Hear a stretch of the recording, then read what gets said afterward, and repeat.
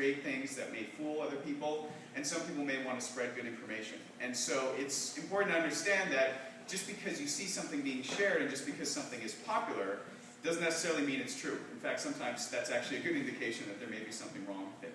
So that's sort of the reality of the information world that we have today. And it's a wonderful way to share things and spread things. It's also a wonderful way to spread something that's true or something that's fake. So the question is, how do you sort of figure this out? And I want to have you to sort of keep 4 things in mind. So the first one is that knowing what to look for, knowing how people actually manipulate images or come up with lies and hoaxes is a really good way to know what, when you should look at something with a little bit more of a skeptical eye. So I'm going to tell you what to look for. The other piece is to always understand that, again, things spread not necessarily because they're true, but because they might be something that appeals to people. It may be something that's really amazing to look at, like that Statue of Liberty shot. It may be something that people want to be true, and that's why it spreads. So understand that you should always sort of be skeptical of the things you see.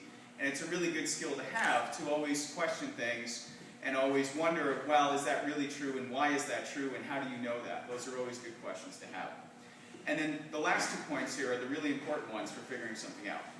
So once you know what to look for, then the 2 things you're going to do is you're going to check the source of it. So where did this come from? Is it from a person? Who are they? Are they credible? Why would they have this image or this information? Does it make sense that they would have it? And then the last piece is to look at the content itself. So if it's a photo, you're going to look at the photo with sort of that skeptical eye and wonder if all the things that are in there actually make sense for what it's trying to tell you. All right, so let's look at some of the fake things that people like to share. So here's an image that also circulated during Hurricane Sandy.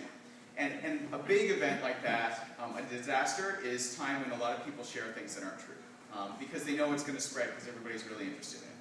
So this photo here actually shows some soldiers standing at a memorial in Washington. And the photo spread around because people thought, oh wow, these soldiers are standing on duty at this memorial amidst this crazy storm that's going on.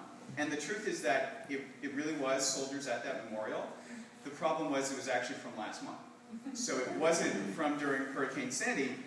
So it's the real image of the real thing that everybody thought they were seeing, but it just wasn't at that time. And so somebody on Twitter actually saw that image circulating around the folks who were at this memorial, and they said, no, that's